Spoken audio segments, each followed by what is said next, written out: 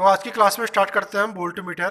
देखिए, जो हमने आज वोल्टमीटर यूज करना है वो हमारे पास कौन सा है, मूविंग आयरन टाइप वोल्टमीटर है। मूविंग आयरन जो हमारा वोल्टमीटर होता है उसका प्रयोग हम एसी और डीसी की जो वोल्टेज मेजर करने के लिए करते हैं, दोनों में इसको हम कर सकते हैं। तो यहाँ पर हमारा इस प्रकार से हमने देखो ये मूविंग आयरन टाइप इंस्ट्रूमेंट रखा है। इसकी पहचान हम कैसे करेंगे कि ये मूविंग आयरन है या मूविंग कॉयल है। फर्स्ट क्वेश्चन हमारे पास क्या बनता है, इसका पहचान हम कैसे करेंगे कि ये हमारा मूविंग आयरन टाइप इंस्ट्रूमेंट है या मूविंग कॉयल टाइप इंस्ट्रूमेंट है। तो मूविंग आयरन टाइप इंस्ट्रूमेंट की पहचान करने के लिए इसमें इस प्रकार का सिंबल बना होता है। देखिए, जो यहाँ पर ये सिंबल बना है, ये सिंबल हमारा है मूविंग आयरन का। तो हम कह सकते हैं कि इक्विपमेंट हमारा कौन सा है, मूविंग आयरन टाइप वोल्टमीटर है। और यहाँ पर हमने देखो इस प्रकार से सिंबल बना रखा है, किसका है, मूविंग आयरन इंस्ट्रूमेंट का है। जिस भी आपको वोल्टमीटर एमीटर में इस प्रकार का सिंबल दिखाई देगा वो हमारा क्या होगा, मूविंग आयरन टाइप इंस्ट्रूमेंट होगा। और मूविंग आयरन टाइप इंस्ट्रूमेंट को हम एसी वोल्टेज और डीसी वोल्टेज दोनों की वोल्टेज को मेजर करने के लिए कर सकते हैं। तो पहला क्वेश्चन आपका क्लियर हो जाता है कि हम मूविंग आयरन टाइप इंस्ट्रूमेंट का प्रयोग कहाँ करते हैं, एसी और डीसी को मेजरमेंट करने में करते हैं। दूसरा, इसका सिंबल पहचान कैसे होती है इसकी सिंबल से। अब सिंबल में देखिए, इसमें इस प्रकार की एक कॉइल बनी है, इसमें देखिए इस प्रकार की एक कॉइल बनी है और इसके अंदर हमारा ये बार टाइप का दिखाई दे रहा है, ये आयरन होता है। ठीक है, तो आयरन क्या करेगा, इसके अंदर मूव करेगा, इसीलिए हम क्या बोलते हैं, इसको मूविंग आयरन बोलते हैं। अब यहाँ पर हमने ये बना रखा है जो हमारा ये इलेक्ट्रोमैग्नेट है। क्या है हमारा ये, इलेक्ट्रोमैग्नेट है। इलेक्ट्रोमैग्नेट बनाने के लिए हमने देखो इस प्रकार के एक बोबिन का यूज किया है जो बैकेलाइट का बना है। इसमें हमने क्या कर दिया है, वाइंडिंग कर दी है। वाइंडिंग करने के बाद कुछ इस प्रकार का हमें बोबिन दिखाई देता है और इसके अंदर देखिए होल है। इस प्रकार से इसमें क्या है, होल है। इसके अंदर क्या मूव करेगा, आयरन मूव करेगा। अब हम आयरन देखते हैं, जो इसके अंदर लगा होता है उसको आयरन बोलते हैं। ठीक है, पॉइंटर के अंदर क्या लगा है, यहाँ पर आयरन लगा है। तो आयरन क्या करता है, मूविंग कॉइल के अंदर क्या करेगा, वो मूव करेगा। कॉइल बनाने के लिए हमने क्या लिया है, यहाँ पर इलेक्ट्रोमैग्नेट लिया है। और देखिए, इस इलेक्ट्रोमैग्नेट के श्रेणी क्रम में हम क्या जोड़ते हैं, एक इस प्रकार का रेजिस्टेंस जोड़ते हैं। इस रेजिस्टेंस का काम क्या होता है, इसके प्रतिरोध को इंक्रीज करना। अगर हमारा प्रतिरोध बढ़ जाएगा तो हमारे मूविंग कॉइल के जलने के चांसेस क्या होते हैं, खत्म हो जाते हैं यहाँ पर। ठीक है, इसीलिए हम इसके सीरीज में क्या करते हैं, हाई रेजिस्टेंस का प्रयोग करते हैं। कि देखिए, जो हमारा वोल्टमीटर होता है इसको सप्लाई के समांतर क्रम में जोड़ा जाता है। जैसे कि हमने सर्किट में इस प्रकार से इसको जोड़ रखा है सप्लाई के समांतर क्रम में। अब समांतर क्रम में अगर जोड़ रहे हैं तो वहां पर क्या होना चाहिए, रेजिस्टेंस हाई होना चाहिए। अगर रेजिस्टेंस यहाँ पर लो रहेगा तो क्या होगा, हमारी कॉइल जल जाएगी। तो जलने से बचाने के लिए हमने यहाँ पर क्या करते हैं, इसको हाई रेजिस्टेंस का बनाते हैं। और देखिए, ये हमारा जो है इसका स्केल बना हुआ है, ये 0 से लेके 300 वोल्ट तक की एसी सप्लाई को क्या कर सकता है, चेक कर सकता है। यानी कि हमारा कौन सा फेज का हो गया, सिंगल फेज का, क्योंकि इसमें हम 250 वोल्ट तक की और 300 वोल्ट तक की सप्लाई को क्या कर सकते हैं, आसानी से चेक कर सकते हैं। और इसको चेक करने के लिए हम एक पॉइंटर का यूज करते हैं। ये हमारा पॉइंटर है। देखिए, जो हमारा पॉइंटर होता है ये इसमें क्या करता है, मूव करता है स्केल में। इसे मूव करने के लिए हम 3 प्रकार के टॉर्कों का यूज करते हैं। कितने प्रकार के, 3 प्रकार के टॉर्क का यूज करते हैं। किसको घुमाने के लिए, ये हमारा जो पॉइंटर है इसको इस प्रकार से मूव करने के लिए। ये पॉइंटर हो चुका है हमारा। तो मूव करने में 3 टॉर्क कौन कौन से होते हैं, देखिए, पहला टॉर्क होता है हमारा डिफ्लेक्टिंग टॉर्क, दूसरा होता है हमारा कंट्रोलिंग टॉर्क, तीसरा होता है हमारा डैम्पिंग टॉर्क। तो क्वेश्चन आता है एग्जाम पॉइंट ऑफ व्यू में, हम जो हमारी मेजरिंग इंस्ट्रूमेंट होते हैं, यानी कि वोल्टमीटर क्या है, हमारा एक मेजरिंग इंस्ट्रूमेंट है, तो इनमें हम कितने प्रकार के टॉर्क का यूज करते हैं, 3 प्रकार के टॉर्क का यूज करते हैं। पहला हमारा होता है डिफ्लेक्टिंग टॉर्क, दूसरा होता है हमारा कंट्रोलिंग टॉर्क और नेक्स्ट होता है हमारा इसमें डैम्पिंग टॉर्क।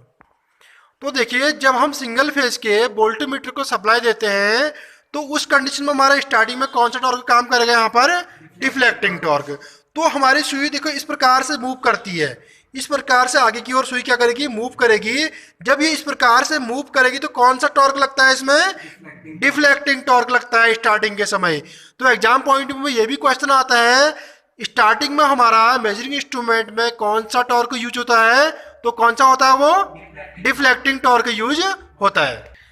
अब देखिए, जब मैं इस प्रकार से इसको पॉइंटर को मूव करता हूं तो ये पुरानी स्थिति में वापस आ रहा है। देखो, जैसे कि मूव कर रहे हैं इसको ऐसे, तो क्या हो रहा है, ये अपनी पुरानी स्थिति में वापस आ जाता है। इसका मतलब यहाँ पर यह होता है कि इसमें अभी डिफ्लेक्टिंग टॉर्क काम नहीं कर रहा है, इसमें केवल अभी कौन सा टॉर्क काम कर रहा है, कंट्रोलिंग टॉर्क काम कर रहा है। देखो ये वापस अपनी कंडीशन में आ रहा है, तो इस कंडीशन में इसमें जो टॉर्क यूज होता है उस टॉर्क को बोलते हैं हम कंट्रोलिंग टॉर्क। अब क्वेश्चन ये आता है कि कंट्रोलिंग टॉर्क हमारा कैसे पैदा होता है।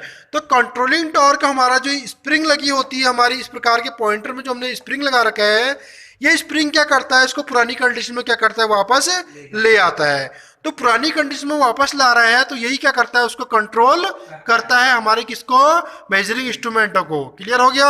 अब देखिए हमारा सुई किस कंडीशन में हमारा पॉइंटर क्या करता है, रुकता है।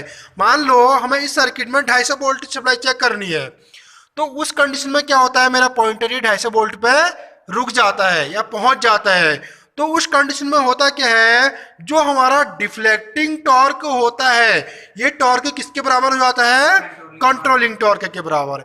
जिस कंडीशन में डिफ्लेक्टिंग टॉर्क और कंट्रोलिंग टॉर्क बराबर होंगे, उस कंडीशन में हमारी पॉइंटर क्या होगा, उस पॉइंट पे रुक जाएगा। क्लियर हो गया इतना।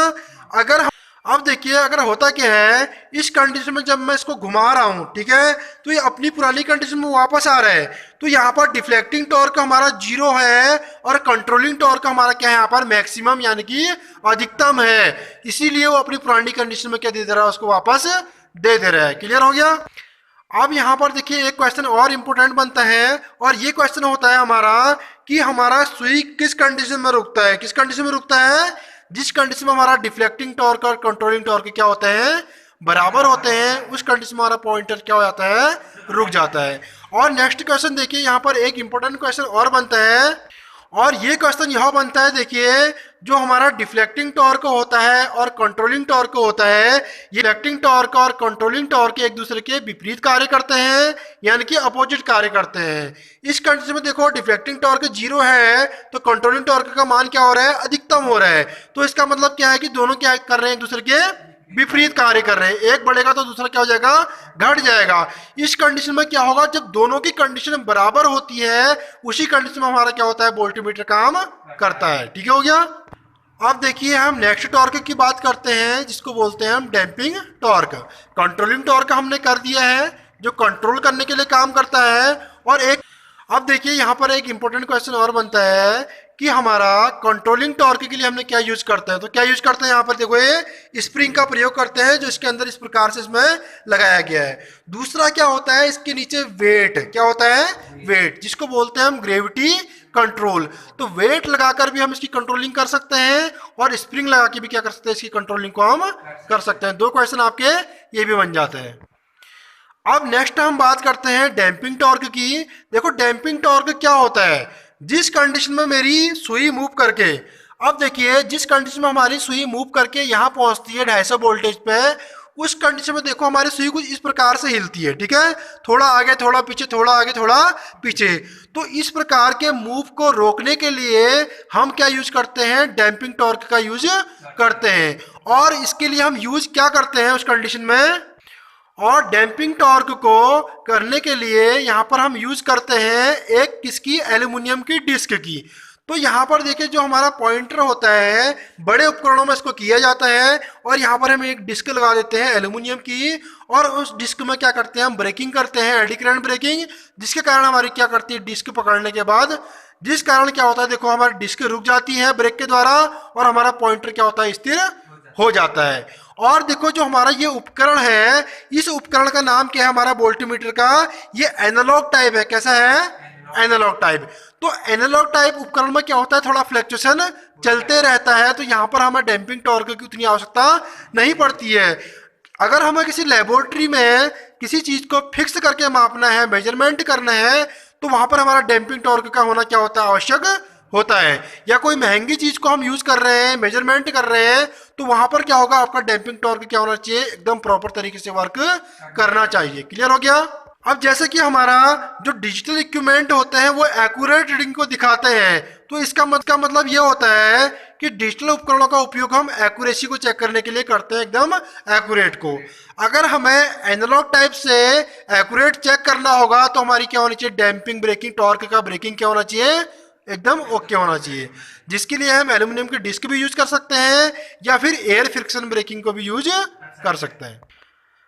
अब इसके हम तीनों टॉर्कों को थोड़ा सा एक डायग्राम से समझ लेते हैं। देखिए स्टार्टिंग कंडीशन में हमारी सुई कहाँ पर होती है, जीरो कंडीशन में, जैसा कि आपको इस मीटर में दिखाई दे रहा होगा, ठीक है। तो इसके द्वारा हम सुई पॉइंटर को क्या कर सकते हैं, जीरो पर सेट कर सकते हैं इस स्क्रू के द्वारा।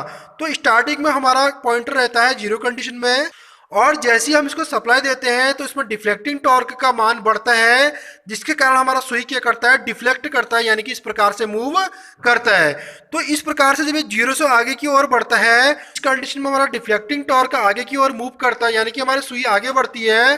तो उस कंडीशन में क्या होता है, जब हमारा डिफ्लेक्टिंग टॉर्क कंट्रोलिंग टॉर्क के बराबर होता है तो हमारी सुई क्या होती है, यहाँ पर रुक जाती है। क्लियर हो गया। और जैसे ही नेक्स्ट देखिए, जैसे ही हम डिफ्लेक्टिंग टॉर्क को जीरो कर देते हैं तो कंट्रोलिंग टॉर्क का मान क्या होता है, बहुत ज्यादा बढ़ जाता है, और ये क्या करता है, पॉइंटर को अपनी पुरानी स्थिति में भेज देता है। इस प्रकार से हम इसमें क्या कर रहे हैं, टॉर्क का यूज करते हैं। और ये हमारा मूविंग आयरन का सिंबल हो चुका है, जो एग्जाम पॉइंट में बनाने के लिए आता है ड्राइंग में। और नेक्स्ट हमारा ये वोल्टमीटर का सिंबल है, इस प्रकार का हमारा ये वोल्टमीटर का सिंबल होता है, और इसमें हमने क्या दिखा रखा है, यहाँ पर एसी सिंबल दिखा रखा है। अब हम बात करेंगे कि हमारा जो वोल्टमीटर होता है ये किस प्रकार का इक्विपमेंट होता है।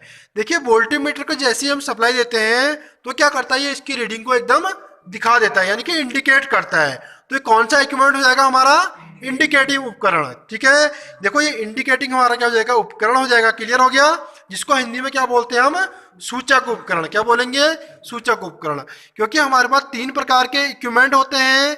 एक होता है हमारा इंडिकेटिंग, जिसमें हमारा वोल्टमीटर और एमीटर आते हैं। क्लियर हो गया। नेक्स्ट आता है हमारे इसमें इंटीग्रेटिंग, जिसमें हमारा क्या आता है, एनर्जी मीटर आता है। और नेक्स्ट उपकरण होता है हमारा कौन सा, रिकॉर्डिंग इंस्ट्रूमेंट। और जो हमारा केवल ये इंडिकेटिंग उपकरण होता है, ये किसी चीज को रिकॉर्ड नहीं कर पाता है, इसलिए हम क्या बोलते हैं, इसको इंडिकेटिंग इक्विपमेंट बोलते हैं।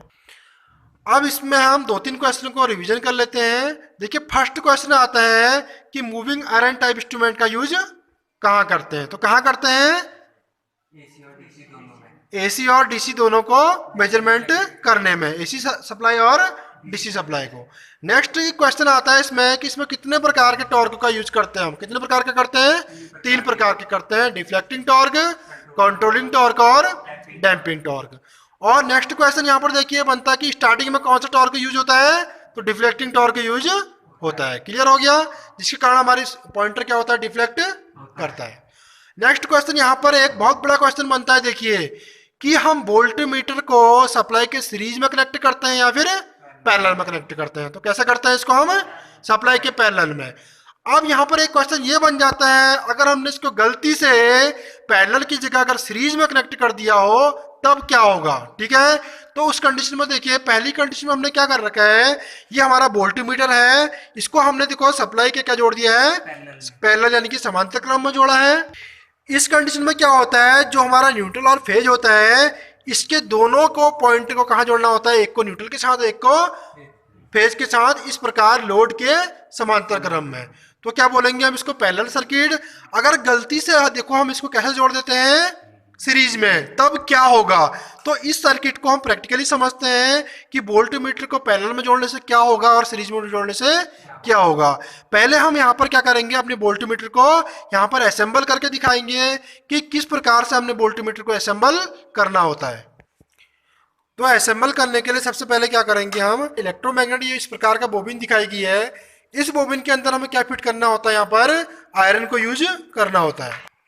तो इस वाले डब्बे के अंदर हमारा आयरन होता है, जिसमें हमारा पॉइंटर कनेक्ट है, और ये हमारा देखो क्या होता है, यहाँ पर इलेक्ट्रोमैग्नेट होता है। इसके अंदर इस प्रकार का देखो एक होल होता है, इसमें देखो इस प्रकार का एक होल होता है, और इस होल के अंदर क्या करेंगे, हम इस आयरन को फिट करेंगे। करिए एक बार।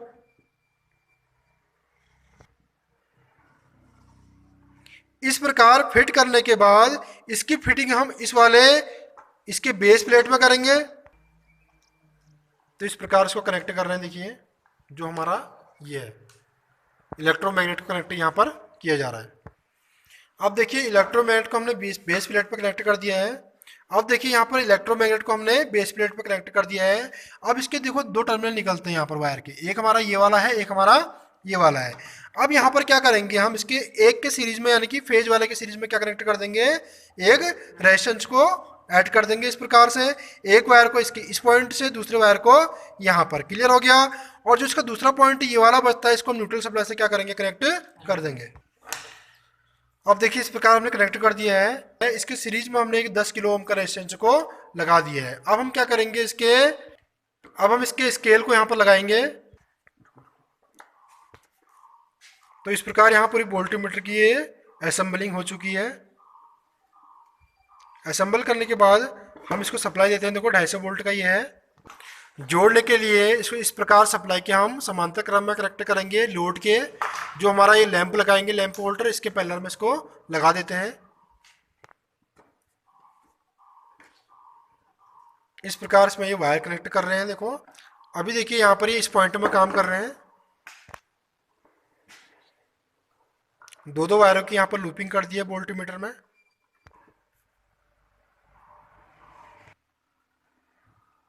इस प्रकार से इसके पैरेलल में देखिए यहाँ पर ये सर्किट डायग्राम के अनुसार लैंप होल्डर को कनेक्ट कर रहे हैं। लैंप होल्डर कनेक्ट करने के बाद इसमें हम लैंप लगाएंगे। तो इस प्रकार देखिए सर्किट बनके तैयार हो चुका है। जो हमारे न्यूट्रल और फेज आया है, हमने उसके पैरेलल में ये वोल्टमीटर कनेक्ट करा है और उसी के समांतर क्रम में क्या कर दिया है, एक लैंप होल्डर को कनेक्ट कर दिया है। अब इसको हम सप्लाई देते हैं। अब हम इसको सिंगल फेज एसी सप्लाई से कनेक्ट करेंगे और इसकी वोल्टेज को हम मेजर करेंगे। देखो यहाँ पर सिंगल फेज एसी सप्लाई हमने कनेक्ट कर दी है। सप्लाई कनेक्ट करने के बाद सप्लाई को ऑन करेंगे और देखिए इस प्रकार से देखिए हमारी ये सप्लाई दिखा रहा है। अभी जो वोल्टेज हमारे पास यहाँ पर है ये 270 के आसपास दिखा रहा है, क्योंकि हमारा देखो यहाँ पर ये पॉइंटर क्या है, बहुत 250 से आगे बढ़ा हुआ है। तो 270 वोल्ट हमारे यहाँ पर क्या हो रही है, यहाँ पर सप्लाई आ रही है और हमने इस पर लैंप लगा रखा है। अब यहाँ पर एक क्वेश्चन आता है कि नेक्स्ट कि वोल्टमीटर को हम कैसे कनेक्ट करते हैं, सप्लाई के कैसे कनेक्ट करते हैं, समांतर क्रम में। अगर गलती से हम इसको सीरीज में कनेक्ट कर देंगे तो क्या होगा। देखिए दूसरा जो सर्किट है इसमें हमने क्या कर रखा है, इसको सीरीज में कनेक्ट कर दिया है। क्या कर दिया है। अब हम प्रैक्टिकली चेक करते हैं कि सीरीज में कनेक्ट करने के बाद क्या फर्क पड़ता है हमारे वोल्टमीटर में। क्लियर हो गया। अब यहाँ पर देखिए हमने सेकंड सर्किट बना दिया है। इस सर्किट में हमने क्या करा है, जो न्यूट्रल और फेज है इसके सीरीज में हमने क्या कर दिया है, वोल्टमीटर को कनेक्ट कर दिया है। और हमारा लैंप होल्डर भी क्या है, इनके सीरीज में कनेक्ट है, किसके, वोल्टमीटर के। तो अब देखिए इसकी हम सप्लाई को ऑन करते हैं। ऑन करिए सप्लाई को। सप्लाई ऑन करने पर देखिए वोल्टेज तो हमें दिखा रहा है, मगर हमारा लैंप यहाँ पर ग्लो नहीं होता है। तो इसका मतलब यह है कि वोल्टमीटर को अगर हम सीरीज में जोड़ेंगे तो यहाँ पर रेजिस्टेंस क्या होता है, बहुत हाई हो जाता है, जिसके कारण हमारा लोड वर्क नहीं कर पा रहा है, क्योंकि हमारा यहाँ पर लैंप ग्लो नहीं हो रहा है। और यहाँ पर देखिए वोल्टेज थोड़ा सा कम दिखा रहा है। ठीक है, इस प्रकार से देखने में देखो थोड़ा सा हल्का सा वो वोल्टेज हमारी कमी दिखा रहा है। अब इसको हम ऑफ करते हैं। ऑफ करने पर क्या होगा, हमारा ये 0 हो जाएगा। तो सीरीज में जोड़ने से हमारा वोल्टमीटर तो यहाँ पर सीरीज में जोड़ने से हमारा वोल्टमीटर में आग नहीं लगती है, बल्कि जो हमारा एमीटर होता है उसको हम सीरीज में कनेक्ट करते हैं। अगर वो गलती से हमने कैसे कनेक्ट कर दिया पैरेलल में, तो वो जल जाएगा, क्योंकि उसका रेजिस्टेंस क्या होता है, बहुत कम होता है। तो आज की क्लास में हम देखेंगे सिंगल फेज का जो हमारा वोल्टमीटर होता है उससे हम 3 फेज की सप्लाई को कैसे मेजर करेंगे। ठीक है, तो ये जो वोल्टमीटर हमारा है 0 से लेके 300 वोल्ट तक एसी के लिए हम यूज कर रहे हैं, जो यहाँ पर इस प्रकार से दिखाया गया है। ये वोल्टमीटर की जो रेटिंग है 0 से लेके 300 वोल्ट एसी के लिए यूज करते हैं और सिंगल फेज की सप्लाई को ये क्या करता है, मेजर करता है। मगर यहाँ पर हम सर्किट में क्या कर रहे हैं, देखिए 450 वोल्ट की सप्लाई देते हैं, किसको, हम 300 वोल्ट के अपने वोल्टमीटर को। और यहाँ पर इसको करने के लिए हमें क्या करना होता है, इसके सीरीज में हमको एक रेजिस्टेंस जोड़ना होता है, जो हमने यहाँ पर 5 किलो ओम का जोड़ा है। अब हमको यहाँ पर ये कैसे पता चलेगा कि हमें यहाँ पर कितने ओम के रेजिस्टेंस को इसके सीरीज में कनेक्ट करना है। तो इसके लिए हमें सबसे पहले ये पता होना चाहिए, देखो हमारी वोल्टमीटर की जो रेटिंग है वो कितनी है, यहाँ पर ये 300 वोल्ट एसी। ठीक है, और जो मेजर करना है वो कितना करना है हमको, यहाँ पर 450 वोल्ट। तो सबसे पहले हम क्या निकालते हैं, इसकी अक्रॉस वोल्टेज निकालते हैं। तो अक्रॉस वोल्टेज निकालने के लिए क्या करना पड़ता है, जो 450 वोल्टेज की सप्लाई को चेक करने के लिए करते हैं हम, उसमें से 300 वोल्ट सप्लाई को क्या करते हैं, यहाँ पर माइनस करते हैं। और यहाँ पर हमें कितना मिलता है across voltage, 150 volt AC. Clear हो गया। और उसके बाद जो हमारा दूसरा स्टेप होता है वो क्या होता है, हम रेजिस्टेंस को पहले मेजर कर लेते हैं। हमारा ये वोल्टमीटर है, इस वोल्टमीटर के प्रतिरोध को हम क्या करेंगे, पहले मेजर करें। और मेजर करने के लिए जो इसके बैक साइड में दिखाइए, यहाँ पर जो हमारे ये पॉइंट बने हैं, मल्टीमीटर की सहायता से हम इसके रेजिस्टेंस को क्या कर लेते हैं, मेजर कर लेते हैं। और हमारा मेजरमेंट करने पर जो वोल्टमीटर का रेजिस्टेंस आया है वो आया है 10 किलो ओम। ठीक है, तो इसका मतलब है कितने ओम का हो चुका है हमारा, 10,000 ओम। अब हमें मल्टीप्लायर रेजिस्टेंस निकालना होता है, जो रेजिस्टेंस हमने यहाँ पर लगाया है। तो मल्टीप्लायर रेजिस्टेंस निकालने का फॉर्मूला होता है, देखिए, across voltage into resistance upon voltmeter की हमारी जो वोल्टेज होती है। तो अक्रॉस वोल्ट हमने कितनी निकाली थी, अभी यहाँ पर 150 इंटू हमारा क्या हो जाएगा, रेजिस्टेंस, जो हमने कितना निकाला यहाँ पर 10,000 ओम, अपॉन हो जाएगा हमारा वोल्टमीटर की हमारी जो वोल्टेज होती है वो कितनी हमारी यहाँ पर, ये 300 वोल्ट। तो इस प्रकार जब हम 2 जीरो से यहाँ पर क्या होंगे, 2 जीरो कैंसिल हो जाएंगे और ऊपर बचता है हमारे यहाँ पर 15,000। इस 15,000 को जब हम 3 से डिवाइड करेंगे तो कितना होता है हमारा, 3 पंचे 15, तो आंसर आ रहा है हमारा कितना, 5,000 ओम। अगर 5,000 ओम को हम किलो ओम में चेंज करते हैं तो क्या हो जाएगा हमारा, केवल 5 ओम। तो यहाँ पर हमने इस प्रकार से 5 ओम के रेजिस्टेंस को क्या कर रखा है, ऐड कर रखा है। ठीक है, तो यहाँ पर हमने जो रेजिस्टेंस ऐड कर रखा है 5 किलो ओम का कर रखा है। और ये हमारा वोल्टमीटर है। इस वोल्टमीटर की रीडिंग देखिए, 0 से लेके कितने वोल्ट तक की है यहाँ पर, ये 300 वोल्ट तक की। इसके श्रेणी क्रम में सीरीज में हमने एक रेजिस्टेंस ये ऐड कर दिया है, जो हमारा ये वायर बाउंड्री रेजिस्टेंस है। इसका रेजिस्टेंस कितना है हमारा यहाँ पर, 5 किलो ओम। और इसको हम क्या कर रहे हैं, 3 फेज की सप्लाई से कनेक्ट करते हैं। अब इसकी सप्लाई को हम क्या करेंगे, ऑन करके देखते हैं। तो यहाँ से हम 3 फेज की सप्लाई को देखो ऑन कर रहे हैं इस प्रकार से। ऑन करने के बाद देखो हमको इस प्रकार की रीडिंग दिखा रहा है, और यहाँ पर जो हमें वोल्टेज मिल रही है वो कितनी मिल रही है, 250 वोल्ट एसी मिल रही है। तो इसका मतलब क्या है कि 250 वोल्ट एसी का मतलब ये जो सप्लाई है हमारी कितनी है, अभी 450 वोल्ट एसी है। क्लियर। अब यहाँ पर हम ये नहीं कह सकते हैं कि हमें जो रीडिंग मिलनी चाहिए वो 450 वोल्ट मिलनी चाहिए, क्योंकि जो हमारा मीटर का स्केल है वो कितना है, केवल 0 से लेके 300 वोल्ट तक है। तो इस प्रकार जो हमें वोल्टेज मिलेगी वो कितनी मिलेगी, 250 वोल्ट। अगर यहाँ पर हमें 250 वोल्ट दिखाता है तो इसका मतलब क्या है कि हमारी 450 वोल्ट प्रॉपर आ रही है। अब हम क्या करेंगे, इसकी सप्लाई को ऑफ कर देंगे। ऑफ करने पर देखो इस प्रकार से क्या हो जाएगा, ये 0 हो जाएगा। तो इस प्रकार हम अपने वोल्टमीटर के सीरीज में जोड़ के, और इस प्रकार हम अपने वोल्टमीटर के सीरीज में रेजिस्टेंस ऐड करके वोल्टमीटर की परास को क्या कर सकते हैं, हम बढ़ा सकते हैं, यानी कि इंक्रीज कर सकते हैं हम वोल्टमीटर की रेटिंग को। क्लियर है इतना। तो यहाँ पर हमारे क्वेश्चन बनता है, पहला क्वेश्चन बनता है हमारा, जो हमारे वोल्टमीटर होते हैं अगर इसकी रेटिंग को हम बढ़ाना चाहें तो कैसे बढ़ा सकते हैं, इसके सीरीज में रेजिस्टेंस ऐड करके। ठीक है, और रेजिस्टेंस निकालने का फॉर्मूला हमारा क्या होता है, ये हमने देख लिया है। क्या होता है, मल्टीप्लायर रेजिस्टेंस बराबर हो जाता है across voltage into resistance upon voltmeter की वोल्टेज। क्लियर हो गया इतना। तो इस प्रकार ये प्रैक्टिकल हमारा आज का हो चुका है। Thank you.